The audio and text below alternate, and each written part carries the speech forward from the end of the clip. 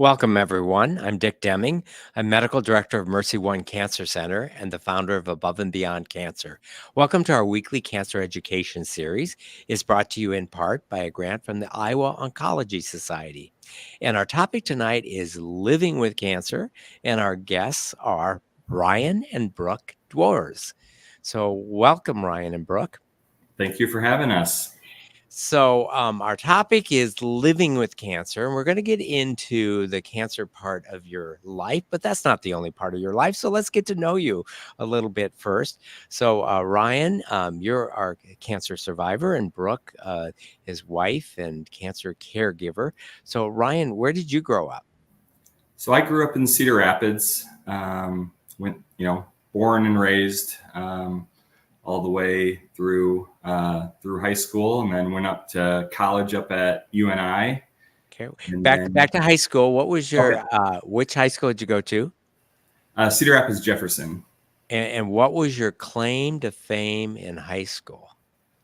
Claim to fame. Well, I'd like to think I was pretty good at sports. Okay. So I played quarterback for on the football team, and also played basketball. So those were kind of my two main sports. Right. And I think you shared with me that you also were a musician and played the trumpet in the band. Yeah, I mean, that's not something I like to necessarily brag about, but I did play a year in high school, also middle school. I played trumpet in the band. Okay. Yes. Well, great. And then, and Brooke, where did you go to high school? I went to high school at teeny tiny Eldora, New Providence High School. So Eldora is central Iowa. How many in your class? We had, I think, 72 people. Okay. Tiny but mighty. And your claim to fame in high school? Well, I always think that it's kind of funny. Ryan and I met in college or a little after college. And when I found out he was the high school quarterback, I was a high school football cheerleader. So I always kind of thought that was cute. Okay, were you guys like king and queen at the different schools? No. High school homecoming, king and queen? No, I didn't even make the homecoming court. No. Okay, not royalty. Okay. No. And then Ryan, you went to UNI, and what Yes. did you study at UNI? I went up for physical education teaching up there, and then I guess I don't know if you want to ask any more questions about college, but later on then, and what I'm currently doing is I got my master's from Morningside College in special education. So I'm a special ed teacher here in Iowa City. Wow. What was your first job as a special ed teacher? Well, actually, my first job in special ed was as a paraeducator in Iowa City, and I did that for about 2 years. And then I started working towards my master's because I decided I was interested in special ed and wanted to keep continuing on to be a teacher. And so I started taking master's classes, and my first teaching job was down in Columbus Junction, which is a fairly small town, about 45 minutes to an hour south of Iowa City, off of Highway 218. And were you in grade school or high school or doing both? It was kind of like middle school and high school. I kind of had a mix, but I guess I was mostly middle school. But yeah, for my first job there. Gotcha. And Brooke, what did you study at UNI? I actually started out at Ellsworth Community College and then transferred down to Iowa City to the University of Iowa, and I studied business. Okay. And what's your position? You shared with me that you work at the university. Yes, I work on the burn unit for the University of Iowa hospitals, and I am their patient support and process improvement coordinator. Wow. So how long have you guys been married? We have been married, I guess it's upcoming, 13? No, 12. Okay, Ryan, tell me your anniversary date and year. May 27th, 2012. Okay, good. And just in case I forget, I have it tattooed on my arm as well too. Okay. So so I have no excuse to not remember it. Good. And you guys have children. I know. I met them. So tell us about your kids. Yeah, so we have 2 kids, a son named Asher. He's 8 currently, and a daughter named Everly, who is 6. And going to actually be 7 here in a couple of weeks. Good. And so we probably better talk a little bit about cancer. So you probably know the day that you were told that you had cancer. What day was that? So that was March 13th. Was it 13th, 12th? Technically the 12th, Yeah. going into the 13th. Yeah. So of 2021. 2021. Yep. So 3 years now, and Yes. maybe share with us a little bit how you found out that you had pancreas cancer. So it all started, I would say early March. I started to have some back pain, kind of over to my left side of my body as well too, and as it was kind of coming over, to the stomach area, I was kind of thinking, just gas, indigestion, something like that. It started to get worse, and kind of, I think I put up with it for about a week or 2 weeks. And we were supposed to leave on a spring break family trip the next day. And so it got to the point where it was getting worse, the pain. And then it was actually starting to creep up into my chest a little bit as well too. And so, since we were going on this spring break trip down to the Gulf Coast, Brooke said, just go to the ER, because we were going to drive down there. And it was just going to be, to get it checked out. And so the next morning we were going, and So you go to the emergency room, and they're probably thinking, Yes. oh, maybe a kidney stone. We probably better do a CAT scan to see what's going on. Yeah. And so, interestingly enough, what happened is we knew he wasn't having a heart attack, but the pain was radiating from the left side up into his chest. And I knew that if he went to the ER and said he was having chest pain, it was still go to the front of the line, that they would get him right back. So that's what he did. And all of that, he was incredibly lucky because he said he had chest pain. They did obviously all sorts of lab work, but the only thing that came back abnormal was a D-dimer test that tests for blood clots.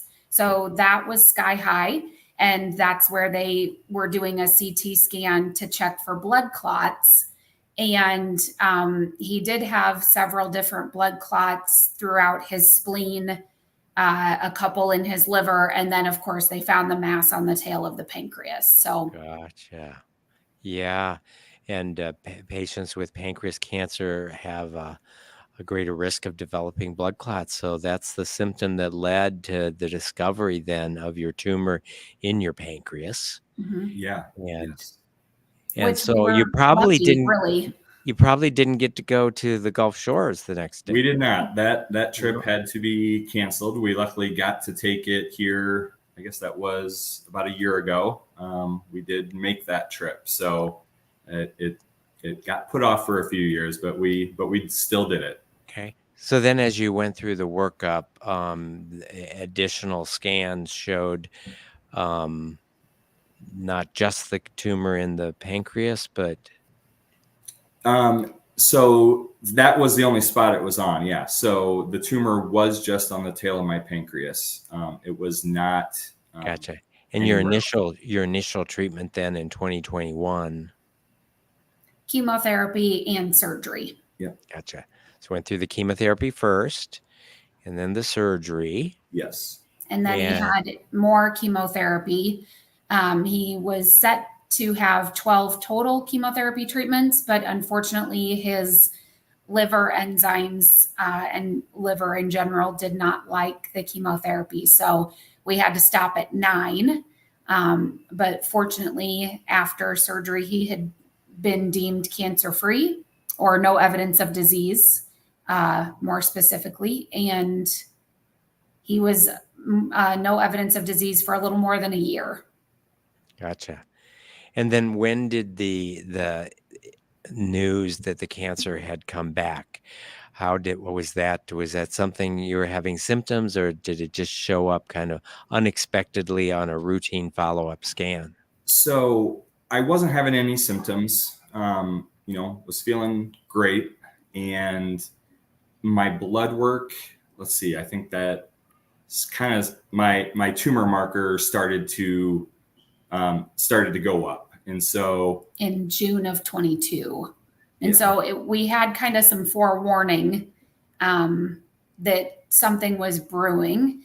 And then it eventually showed itself as one spot on his liver in November of 2022. And then you got started back on treatment. Correct. Yep. So I went on to a different chemo regimen. And did a little radiation in 2023, had some more progression. And so he's currently on his third different chemotherapy cocktail is what we call it. Yeah. And your current situation, are there several spots in the liver now? No, it's they're still, I guess, kind of monitoring a couple of them, but right now I'm stable. The doctors have said I'm stable because it's not measurable and it's nothing that could, have a biopsy on or anything. And so right now at a good spot. But I've been through this before, so I'm cautious. I'm always cautiously optimistic that things are good, but also knowing what can happen. Yeah. So philosophically, how do you describe to yourself and to each other and then to others where you are on the journey? So we talk a little bit about, is it curable? Is it treatable but not curable? Are you kind of forever on treatment? Philosophically, where do you think you stand on that? I mean, I think Brooke had the best description of that, so I might have her share that. I was actually interested in your. Oh, okay. My plan is for it to be cured. My hope, once again, knowing fully well that it might be something that I have to or will live with and need to continue to monitor. But yeah, I mean, my goal, and I think everybody should kind of have this goal to a certain degree of that it is curable and that you can be, disease free. Okay. My thinking, I definitely agree with that. When Ryan was diagnosed, he was 36. So it's one of those things that him and I talked from the beginning that this is for life, for however long he remains living. We will have to deal with this in some way, shape, or form. So getting used to that piece was difficult at first, but I think I too have my end goal, and I think it's attainable, is to completely eradicate it. Maybe that's eradication for a year. Maybe it's eradication for 5 years. But the way that research for pancreatic cancer is going at this point in time, if you can buy 6 months, there might be a new treatment. If you can buy a year, can you imagine what could happen? And even for Ryan, he has he has a genetic mutation, but he also has several tumor mutations that 2 years ago, there were no treatments for. And now there are several treatments that are in clinical trials. So, Right. If you can buy time, you never know what might come along. Right. All of the different biomarker tests that we have, and not just the tests, but as you indicated, every single mutation is a potential target for a new treatment. Mhm. Over the last 3 years, it's been a bit of a roller coaster. So, as you pointed out, you kind of approached this initially where there was cancer just in the tail of the pancreas, and let's do some chemo and do the surgery, and we're over and done. And then since then, it's been a bit of a roller coaster where you haven't actually been off treatment for any given amount of time. How have you learned? How long did it take, or maybe talk a little bit, each of you, about the process of coming to grips with that obvious disappointment when you were cancer free or NED, no evidence of disease for a year, and then when it came back, the process of hearing that news, accepting that news, beginning again. Yeah, How? I with hearing that it came. I mean, obviously, at initial diagnosis, it was very tough to take, but then also knew that you know gonna fight it. Like there's nothing, and I guess that's the way I've approached it. And Brooke has done a great job of pushing that. You know, we have the way, we have the waves, we have the bumps that I've had to go through. That lots of cancer patients, survivors have to go through, and so our mindset has always been to take it because it's tough. It's tough news, but don't let that don't try to let that affect your mindset and I guess the affect our the steps to treatment and things like that. So Yeah, I mean, we've always been, I know I've used the words cautiously optimistic, always kind of approach things that way. And then also with doctors, I feel like we, and especially Brooke is always one that wants to have a plan, like something in place. And so with my I guess second diagnosis, or when it came back the second time, we already were kind of prepared for it because of my tumor marker going up, and so we saw different doctors, and so we were prepared for what was going to inevitably happen, which it did a few months later. And so I think that made us probably feel better in a way that we weren't necessarily caught off guard. yes, And that we had yeah. a plan in place. Like, yes, it's tough news, but we had something in place Mhm. to fight against it. Right, because when you're Yeah, I was off, going to say, I think that you find different ways to be optimistic. And so I think the point that, from Ryan's story and the way that everything has unfolded, we've been fortunate that there's definitely been things that have caught us off guard. But in terms of the recurrence, we knew it was coming. And that allowed us to mentally prepare for it better. I think one of the things, again, just in Ryan's case in particular, each chemo cocktail was,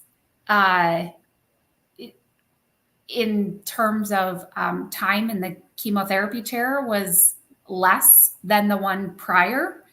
So up to this point in time, it's actually been not that bad because we've been comparing everything to the original, and the original was very doable in terms of side effects. Ryan didn't have a whole ton, but the time in the chair and everything else related to getting the chemotherapy, there was just a lot more time devoted to.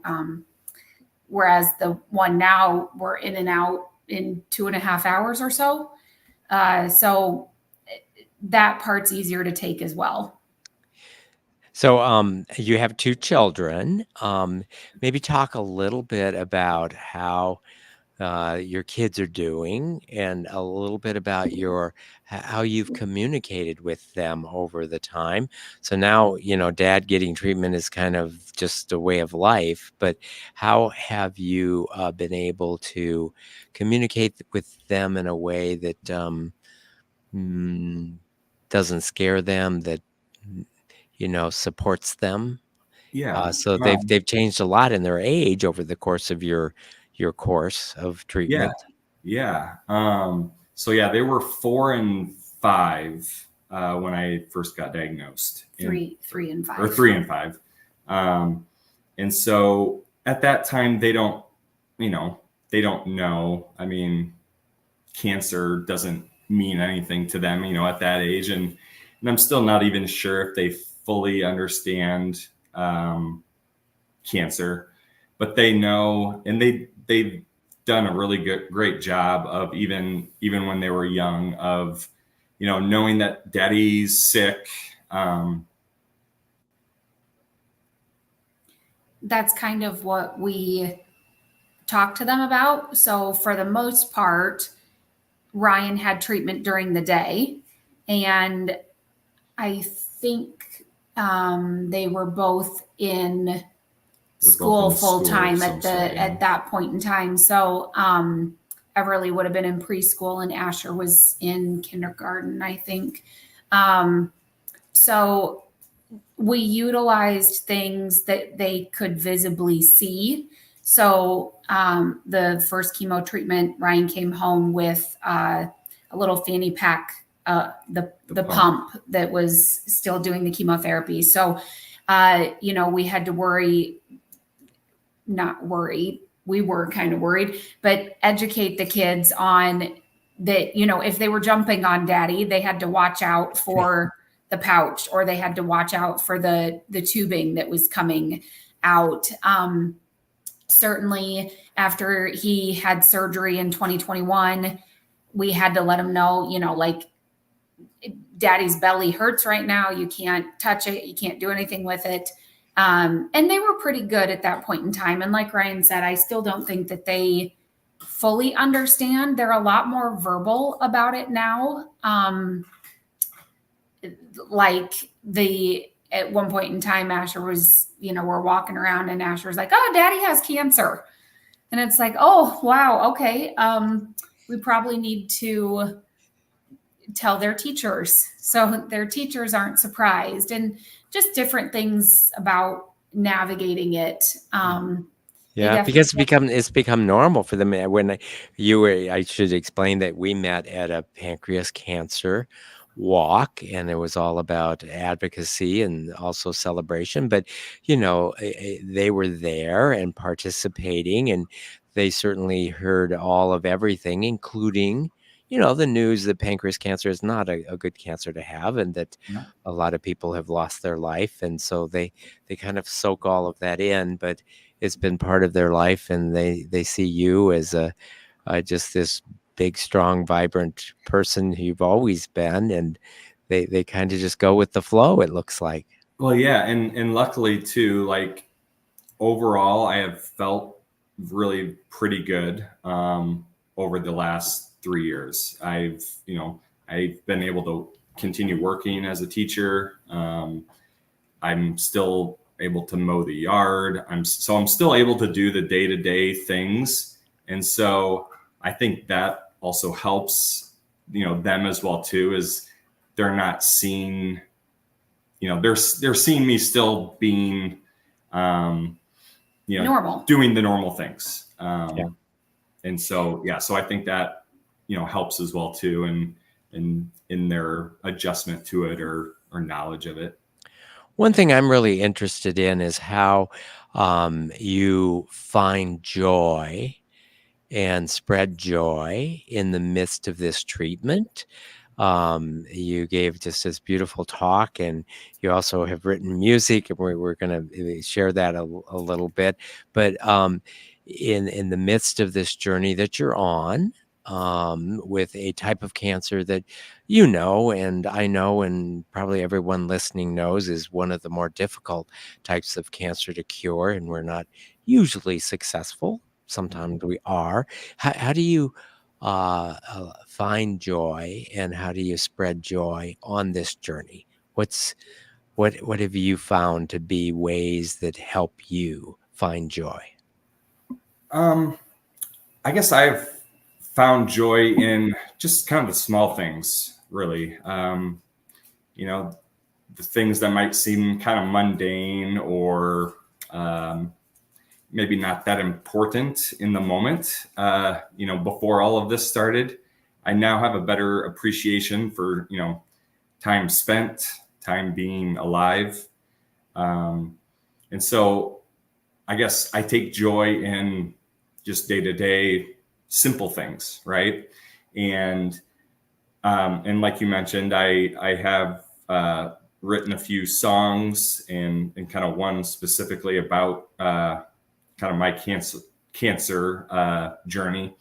And so I think that has also helped to express that. I also think doing things like this, just kind of spreading our story to hopefully help others. And then, we've also gotten the same joy or help from other, cancer survivors that we have connected with. And so I think just all of those things and just trying to keep a positive mindset, like, things could be in a lot different place right now. And so just cherish the things that we have and to help others. And Brooke, what about you? I think there's, again, because Ryan has been fairly normal throughout all of this, my lens from the outside kind of looking in with the kids, so their lives don't stop. And things that, I'm so proud that Ryan is able to do, like our son has gotten into sports. And so Ryan typically gets chemo on Friday. And, this past winter, and actually the winter before, Ryan was coaching the basketball team the next day after chemotherapy.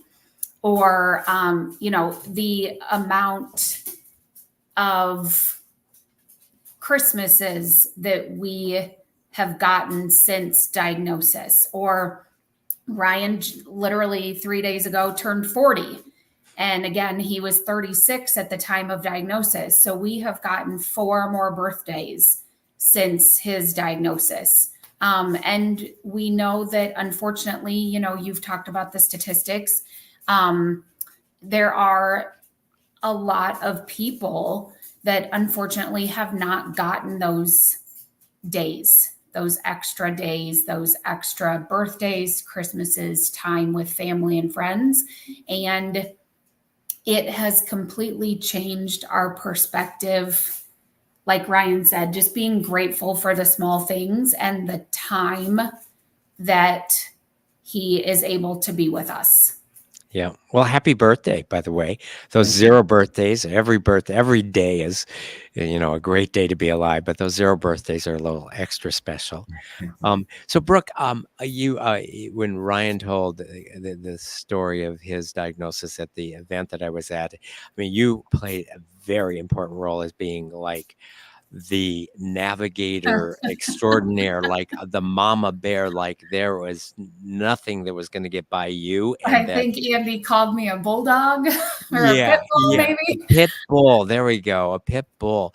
And I can see that. And in talking with you, I see that. And I see that in, other patients of mine where, gosh, if you did not have that extra set of eyes and ears and someone who had the energy and determination to just never take no for an answer. There is a way through, and you're going to work with us to find it. Talk a little bit more about that. And just curious, do you ever think you ever went too far in making a doctor feel bad, Yes. or is there any other story you want to share with us about your pit bull determination and how that has uh, worked well for Ryan? Yeah, I think more recently I've been calling myself the gum stuck on the bottom of your shoe that you just can't get rid of. Um, it's one of those things that I am certainly aware that I am a pain in the rear. Uh, there are definitely times where we have left appointments and I'm like, oh my gosh, people are probably looking like they see Ryan's name on the appointment board and they're like, oh God, here she comes again. But with that being said, who wouldn't do it? First of all, you've got a loved one that needs advocacy. So who isn't going to try and take that on? I think it's a kind of the perfect storm of, I've got, I understand a lot. So I understand and have a knowledge, just enough to be deadly or to be a pain in the rear. And what helps me is to go out and look for other options and look for other information. And so it helps me calm down with the more research that I do. So I don't know that there has been a time where I think I've gone too far.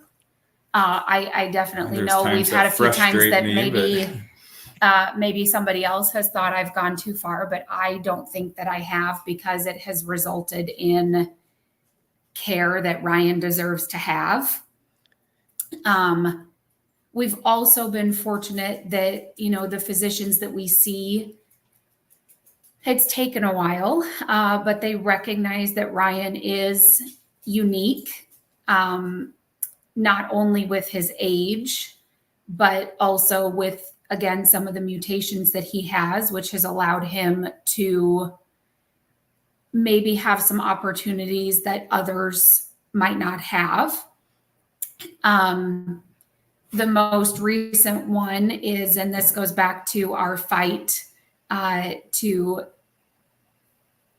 deem him no evidence of disease. We're tracking down what we feel is a very promising clinical trial right now. And we are doing everything that we possibly can and connecting with everybody that we can to try and get Ryan into this trial. So that's kind of where we're at right now. And I think we've kind of always, or have been, going with the, kind of slogan or mantra of, leaving no stone unturned. Whatever that might mean, but like, we've gone to see different oncologists around the country.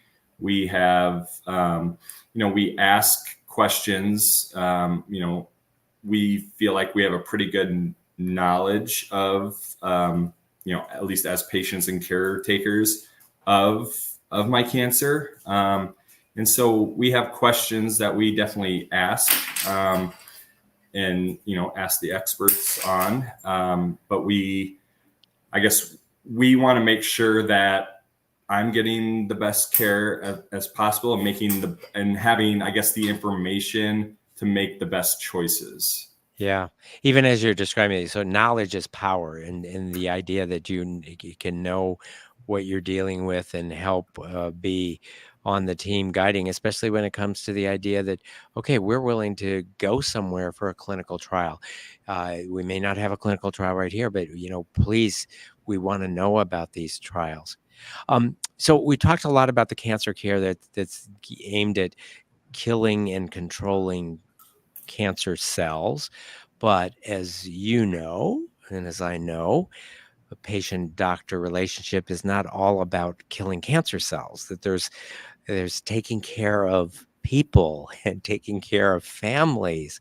Maybe talk a little bit about What's your expectations? What have you found to be helpful?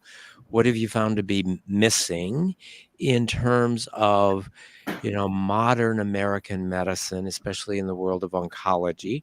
We're clearly focusing on the cancer cells as part of the treatment, but not the overall treatment. Any thoughts you have about, sort of caring for the patient and not just caring for the cancer? Yeah. So the first thing that comes to mind when you said that is, especially with the oncologists. So we've seen 3 different oncologists out on the East Coast. I'm sorry. Yeah, we got our dogs in the background making noise. So Is that your pit bull? Yeah, I wish. No, they're very small. But so my first thought was, I lost my train of thought.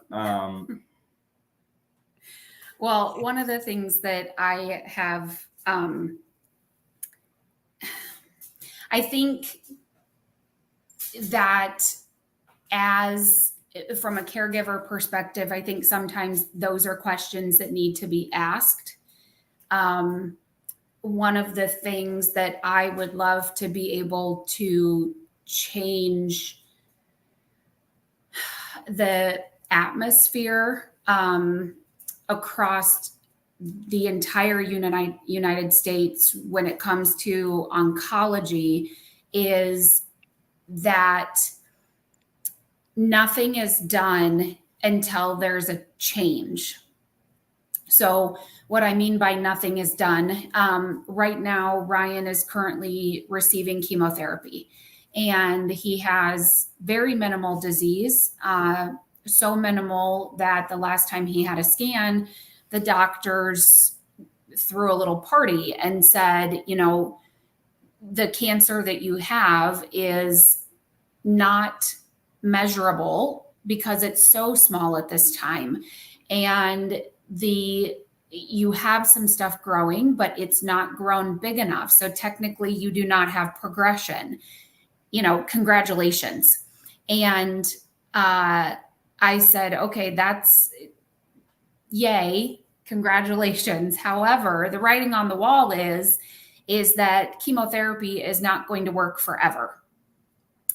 And the thought process from an oncology standpoint is that you continue on chemotherapy until it stops working or until you have a change.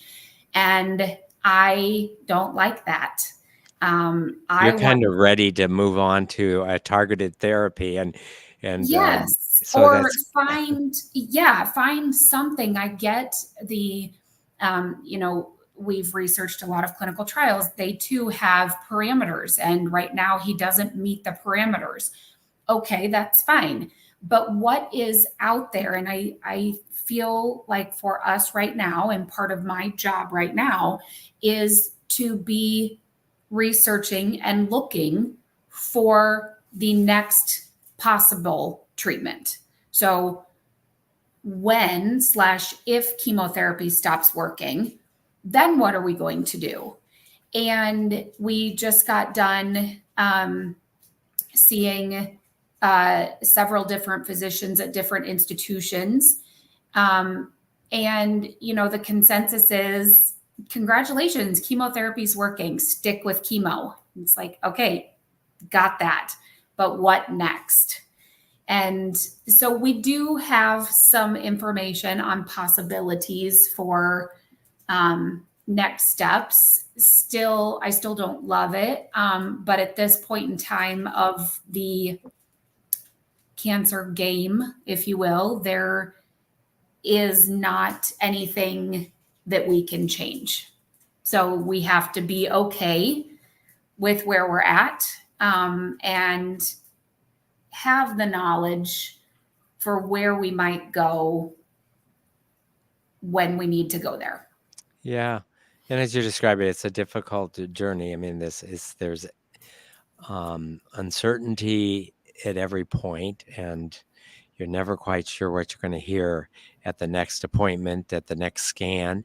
Yes. And Ryan, how do you deal with what we call scanxiety? You get a scan, and do you typically have to wait like 1 hour, 1 day, 3 days to find the results? And what's it like, the anticipation and anxiety leading up to the scan and waiting to find the results?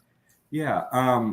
Typically with the scans that I've had, typically get them back either that day, a few hours later, or the next morning, for sure. So luckily I haven't had a scan and have had to wait, because I know I've heard of some patients having to wait days, maybe even a week, for scan results, which I just can't believe. I really don't think I've had really a scanxiety. Like I guess I kind of always maybe prepare for the worst. I keep going back to that cautiously optimistic, because I mean, it's not something I can control, as far as what the scan is going to show. And so I try not to let that alter my, thoughts or feelings, and get anxious about it. I'm really a laid back guy in general, and always have been. And so I do all the worrying for Yeah, him. I think you complement each other quite yes, well. absolutely. And so, so I guess I really don't think I've had it, but I definitely can understand, why people, why patients have it. I think in the early days, it was the worst. Like Ryan said, we were going into spring break week. We were supposed to be gone on a trip. So obviously Ryan is off for spring break and I had the week off for vacation, and we literally sat around, and it was obviously this spring break that literally felt like an entire year went on. We were sitting at home knowing the information, but we couldn't do anything about it at that time. And nothing was moving fast enough. I was calling, we were trying to get things scheduled. And all in all, Ryan was in the chemotherapy chair 2 weeks later. We managed, but those 2 weeks were like an eternity. But once we had met with the doctor and come up with a plan, things were a lot easier. Yeah. And so I think that probably is what has helped with that, is the fact that we have had a plan. Okay. So if this happens, if it comes back, what are we going to do? And so I think feeling comfortable with and being prepared, I think that has helped a lot. But yeah, I agree with Brooke that initial diagnosis, where we did have to kind of sit for a little while and, knowing probably what it was, but not, but we still needed the biopsy and everything to confirm it. That probably was the worst. Yeah. Before we open it up for questions, a couple of questions. Ryan, you're still teaching. How has cancer affected, if it has in any way, the way you teach or how you are as a teacher? Good question. I don't know if it's necessarily affected anything, with me. Obviously, I've been gone a lot more, so that's more difficult. I was somebody who would maybe be sick maybe once or twice a school year, would very rarely miss. And so to be gone, and especially with the population of students that I work with, it's, I was being gone maybe, one day a week, and for multiple weeks in a row. So he's had discussions with them about, again, trying to prepare them and give them information.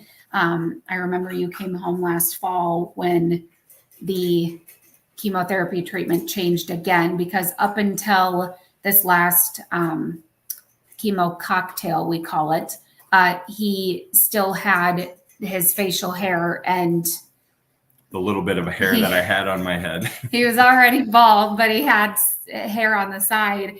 And so when he was moving to this new chemotherapy treatment, he was told that he would lose his hair. And so I remember you coming home and saying, well, I told my kids today that I'm going to start looking a little bit different. So just kind of those conversations. Yeah. So yeah, having those conversations with the students, but also the parents as well too. So Right. all of them, know what's going on and are very, obviously, it helps in communication with them. And then my school has also been great.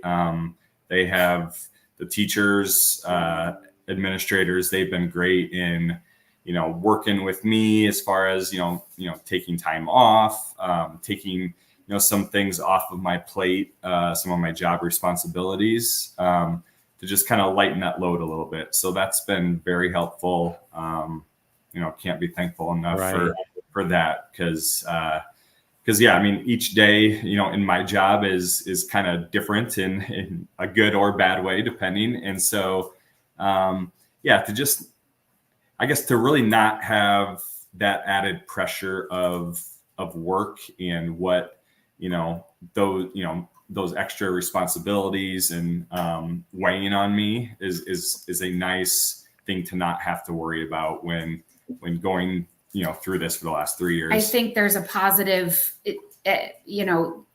work certainly can cause some stress, but also I definitely think that Ryan is the kind of person that as long as he can continue working physically, I think it definitely helps him mentally because he's distracted throughout the day. He's not sitting at home, thinking about too much or worried about things. And so I think that goes back to the philosophy that you were talking about earlier that, we're lucky because we have the kids. So the kids have kept things more stable.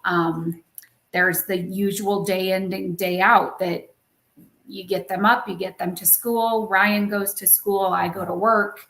I mean, day to day, our lives haven't really changed. I mean, obviously they have changed, but like a day to day, like you wouldn't know that, I have this added, cancer, treatment and diagnosis and all that. Well, even as you describe what's happening at work, I would say it's not that work is distracting you, but work is providing you some joy. I mean, you're sounds like you've got, an amazing environment of colleagues, and I can just, knowing what I know about you, I can only imagine the joy that you provide to your students, and you kind of brought everybody along with you. So I'm sure that your students and their parents are being educated in this whole process and seeing, what living with cancer can actually look like.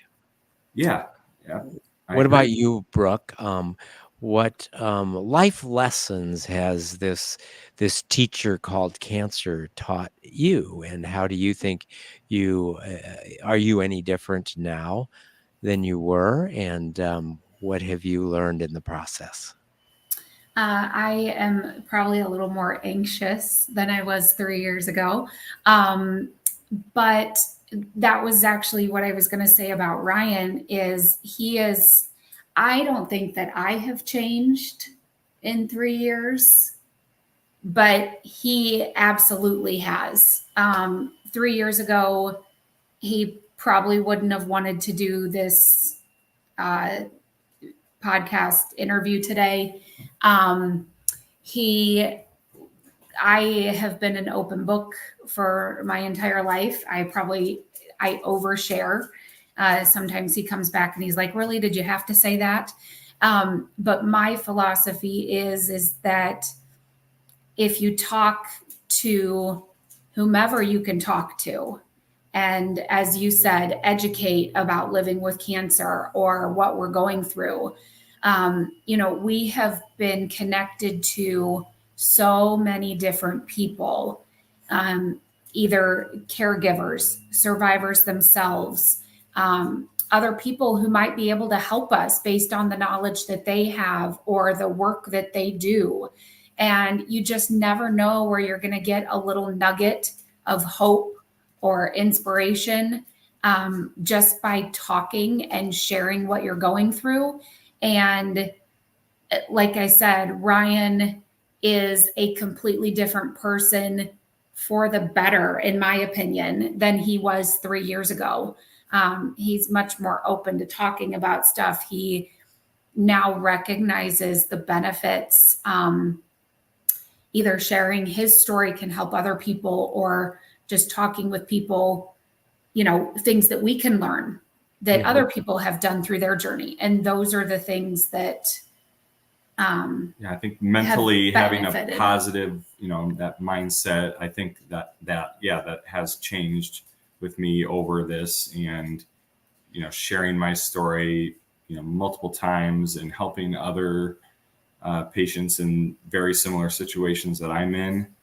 And we've done some stuff against chemo drug shortages as well too, about a year ago. And so I think a lot of those things, and just opening up and realizing other people are in similar situations, and people want to help. And so I think that's been something that's been great over the last 3 years. Well, I admire you both. I mean, you're using the wisdom you've gained from this journey, not just to illuminate your own path, but to help illuminate the path for others, and to help others along the way. So let's open up some questions. So we've got a live studio audience here. We also have individuals that are watching us live streaming. So we'll take a few questions here.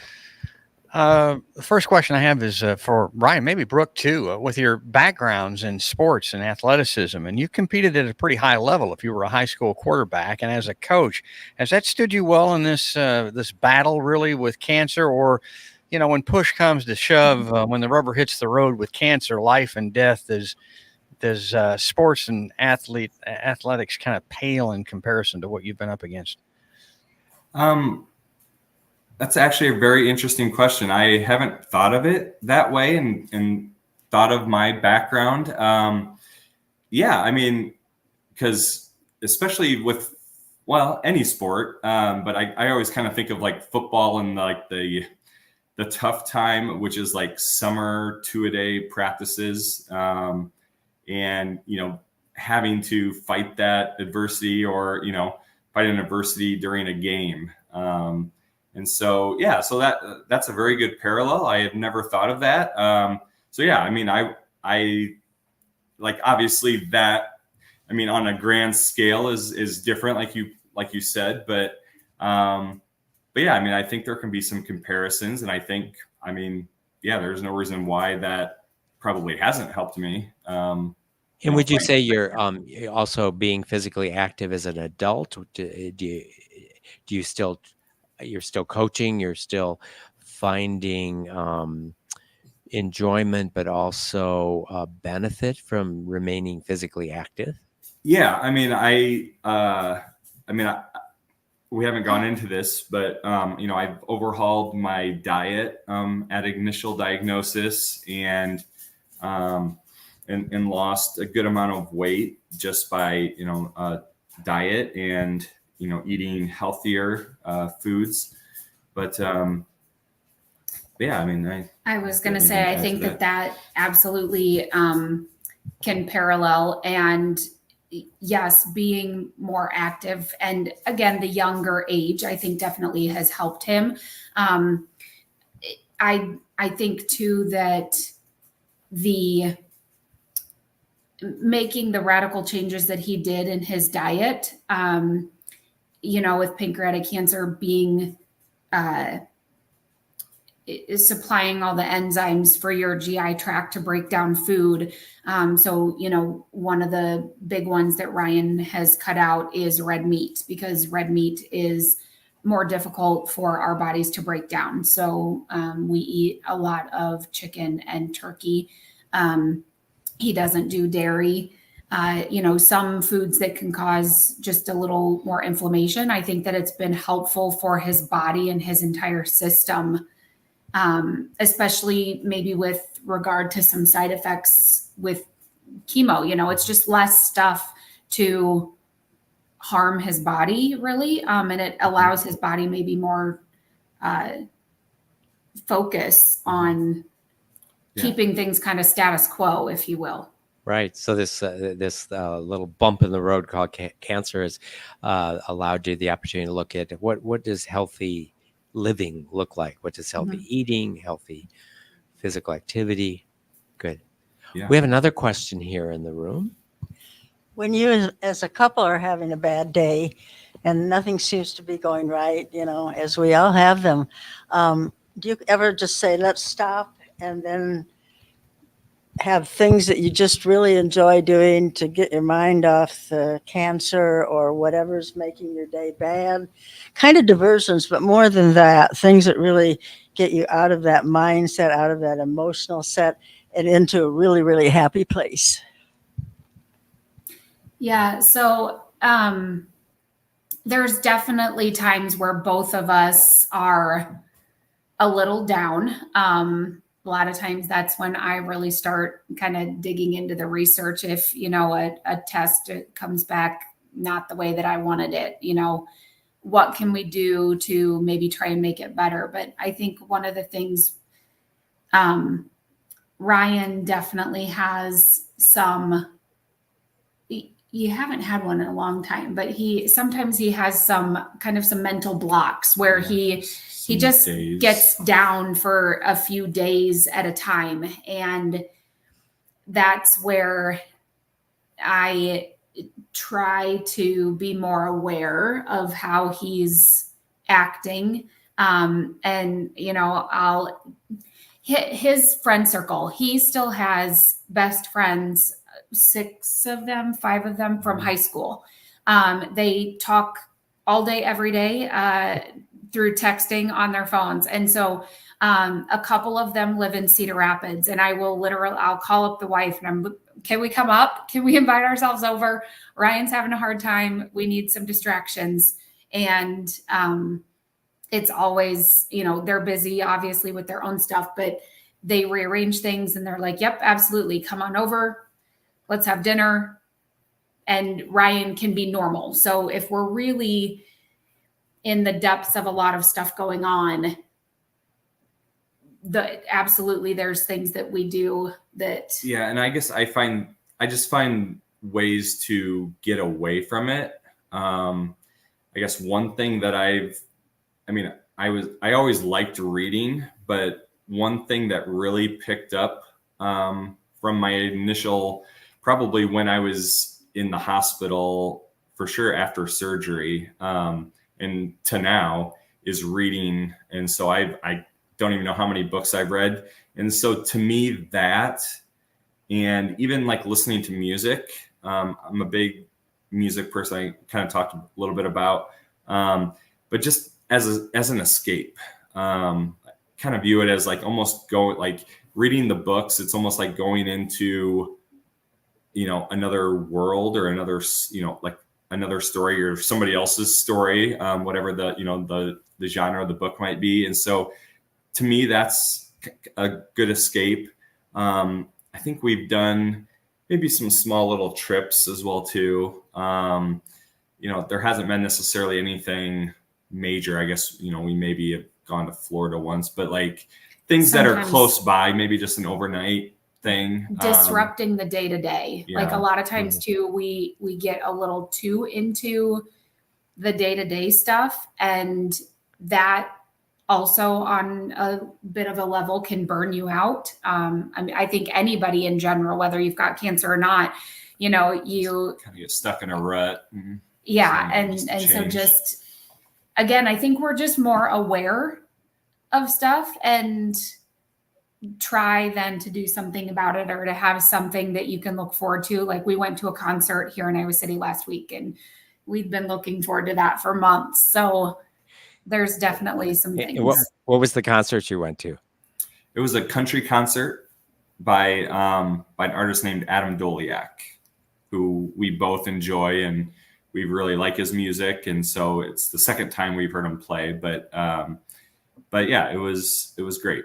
And great. And a reason to go, kind of go out and once again escape kind of our situation for, at least a few hours and not even think about that. So Yeah, it's just those little diversions just to kind of reset us both mentally. The normalcy sometimes, Yeah. being normal is such a breath of fresh air. Well, I want to thank you both. Thank you guys inspire me. I just admire what you're doing, how you're doing it, and the fact that you are sharing your story and again using the wisdom that you gain not just to help yourself but to help others along the way. I wish you just all of the best possible success and joy, and we'll check back in with you if there's anything that we can do in any way, shape, or form. We were going to talk a little bit about integrative oncology, integrative medicine. We didn't even get there, but maybe we'll do that at another time. But thanks again for being our guests, and good luck to you. And if there's anything we can do in any way, you let us know.